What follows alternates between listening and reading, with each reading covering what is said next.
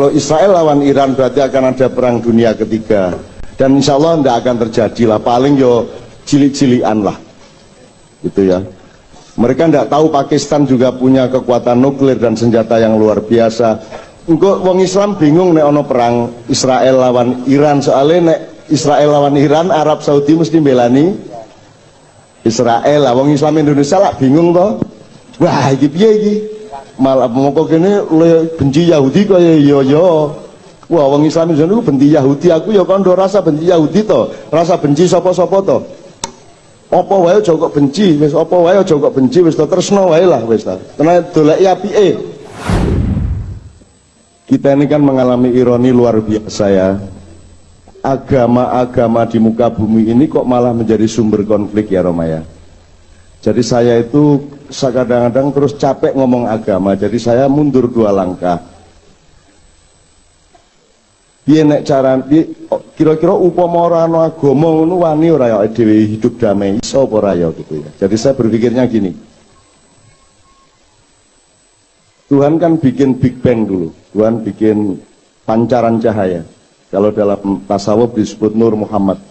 Kemudian pancaran cahaya ini menjadi kumparan yang berputar-putar sampai akhirnya ada yang memadat dan jumlahnya bertriliun-triliun sampai akhirnya jadi susunan bintang-bintang. Kemudian ada tata surya yang luar biasa banyak. Jadi ciptaan Allah, ciptaan Tuhan yang pertama itu cahaya. Kemudian cahaya itu menjadi benda-benda, ada yang menjadi benda padat, ada yang menjadi benda cair, ada yang menjadi benda gas. Kemudian katakanlah itu satu level, satu dimensi cahaya, kemudian dimensi benda. Jadi kita ini, manusia ini adalah hasil evolusi dari sekian dimensi. Yang pertama cahaya, kemudian benda.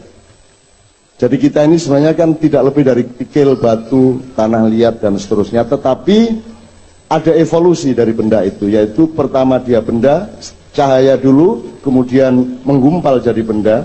Kemudian benda ini ada yang berketumbuhan, yaitu tanam-tanaman. Ini dimensi berikutnya. Kemudian benda berketumbuhan, bernafsu, berdarah daging. Itu namanya binatang. Nah, binatang yang keempat ini, binatang ini begitu dikasih akal oleh Tuhan, maka dia disebut manusia. Tandanya adalah dia punya 3 unsur. Jadi dalam pengetahuan yang saya dapatkan, Adam dulu dibikin Tuhan, terus ditiup kepalanya sehingga berakal, kemudian ditiup dadanya sehingga punya hati nurani, kemudian ditiup syahwatnya. Hidup manusia, adanya negara, adanya sistem sosial, adanya kebudayaan atau apapun, sebenarnya adalah untuk menentukan manajemennya gimana ini, antara akal sama hati nurani sama syahwat ini, yang primer mana, yang ketua mana, yang wakil mana, yang bahaya mana, yang baik mana. Kalau keliru kita memanage 3 hal ini, maka manusia gagal menjadi manusia. Saya ingin tanya sama bapak-bapak, di antara ini akal, hati, sama syahwat itu pemimpinnya yang mana bapak? Yang punya kehendak itu syahwatnya apa hatinya apa pikirannya? Yang punya kehendak hatinya. Kemudian akal membantu hati untuk membatasi diri. Nek karepe hati kan rabi 10, korupsi saoke-oke gitu ya, gawe kelambi 10 gitu ya, punya mobil banyak. Kalau maunya hati kan tidak terbatas, karena hati itu dia bersifat kayak api, dan api itu membara kalau syahwat mempengaruhi dia.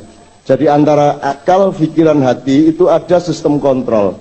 Pikiran ini aslinya dia cuma otak, tapi karena ditiup oleh gelombang elektromagnetiknya Tuhan di atas ubun-ubun sini, maka dia punya fungsi software sehingga dia bisa berpikir. Jadi otak adalah pikiran adalah akal adalah otak yang ditiup oleh kehendak Tuhan sehingga dia bisa punya fungsi berpikir. Kambing juga punya otak tapi tidak mendapat tiupan hidayah dari Tuhan, maka kambing tidak bisa berpikir. Kan gitu kira-kira ya. Nah, gunanya berpikir adalah menentukan regulasi-regulasi, menentukan batasan-batasan.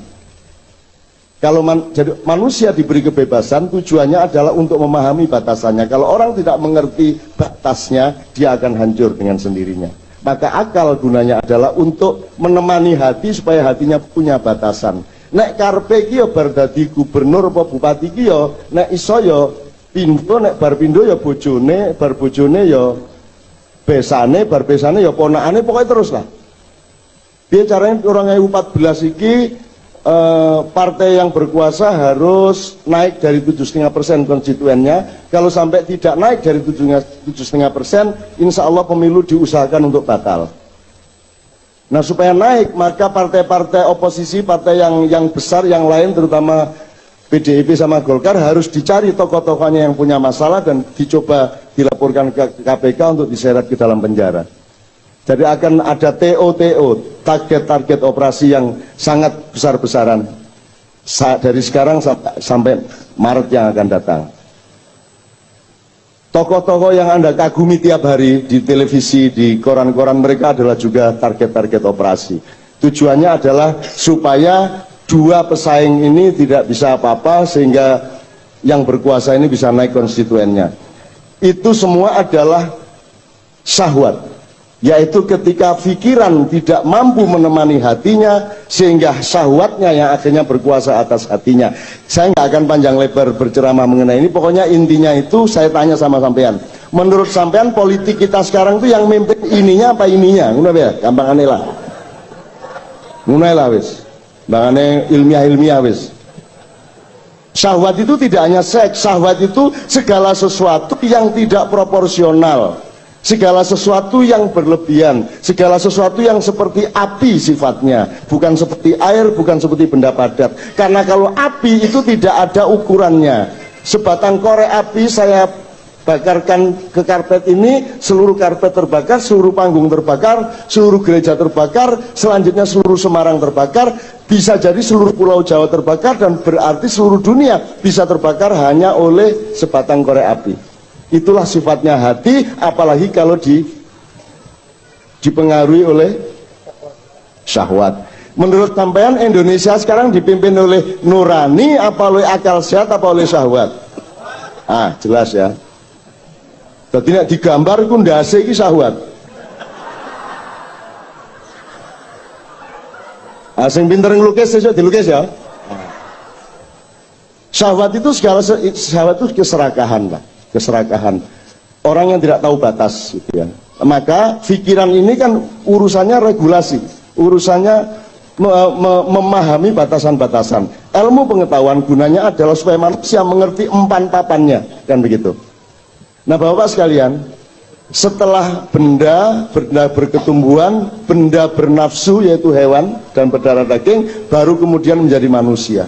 Jadi menurut saya, untuk berdamai di antara kita, sudahlah, tidak usah kita gunakan Islam dulu, Kristen dulu, tidak usah kita gunakan Buddha, Hindu, Konghucu dulu, kita gunakan kemanusiaan dulu deh.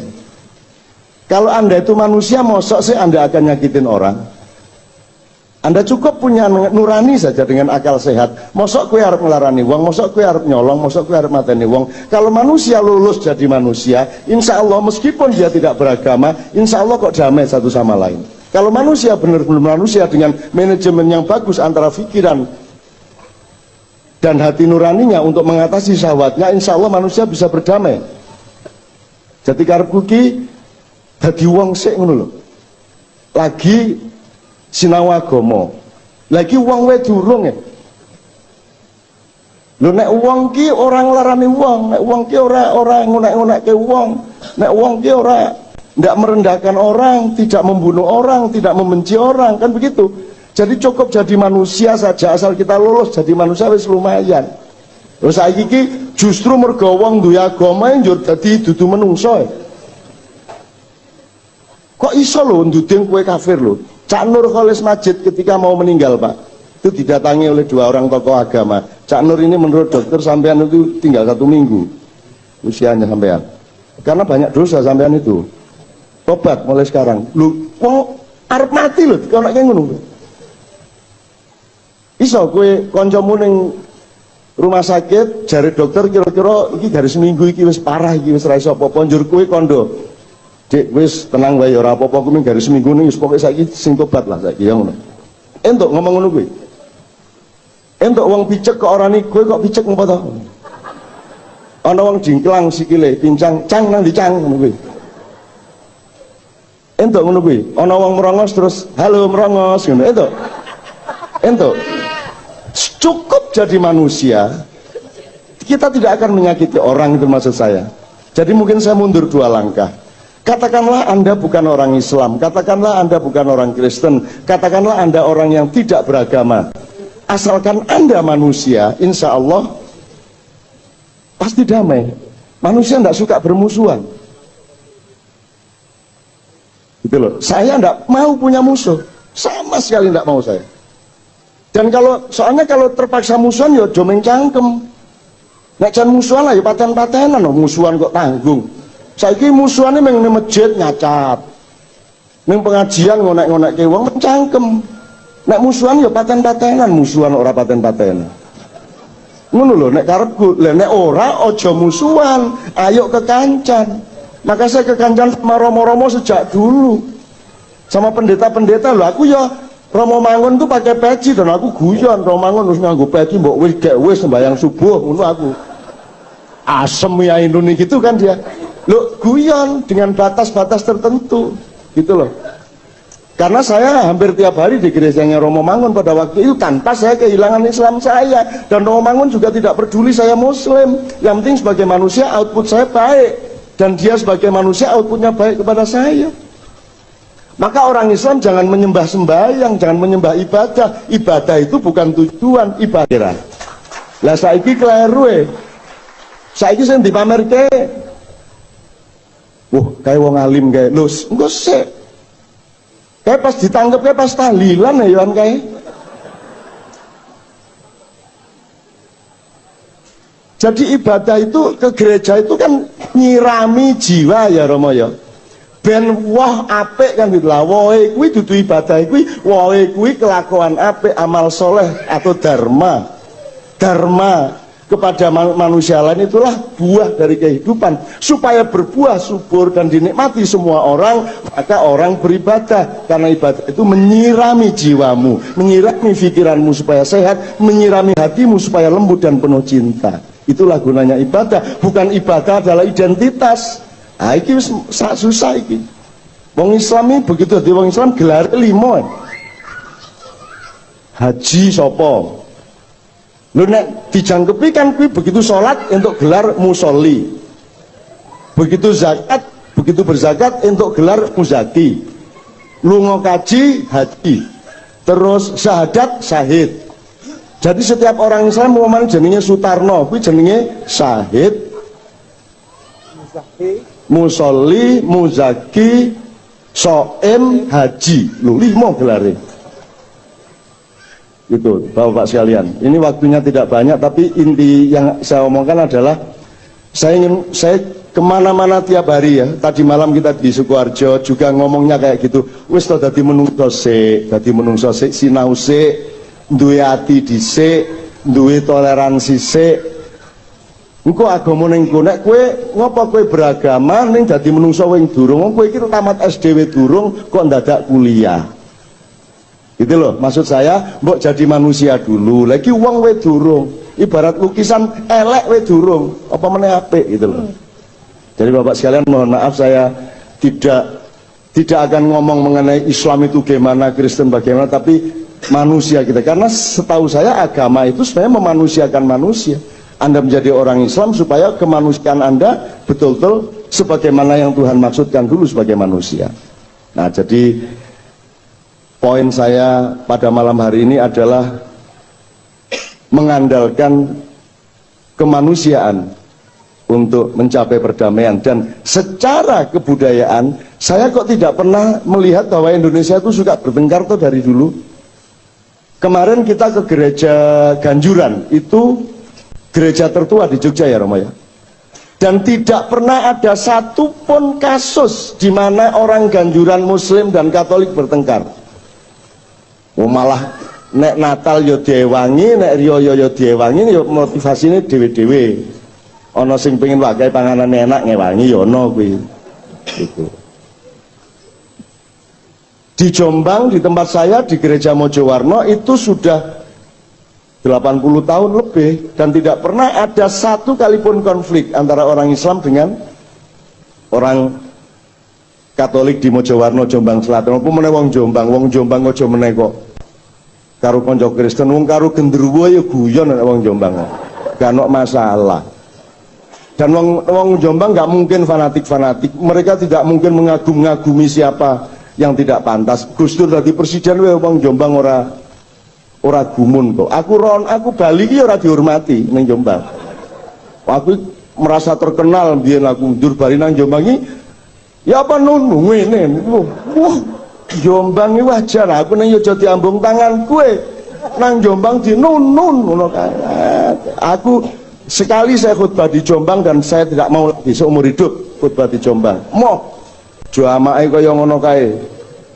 Angger kene ngomong para jamaah Jumat yang berbahagia, terus ngrundel bagian dasmu. Utang gak nyaur-nyaur bahagia. Oh, jamaah yang grundel terus. Rasulullah Muhammad SAW mengatakan bahwa ngono kae. Yo kadang ngono, kadang yo gak. Itu nyenengke wong Jombang iki nyenengke tenan. Ki Gusti Allah wing ngelu gitu loh.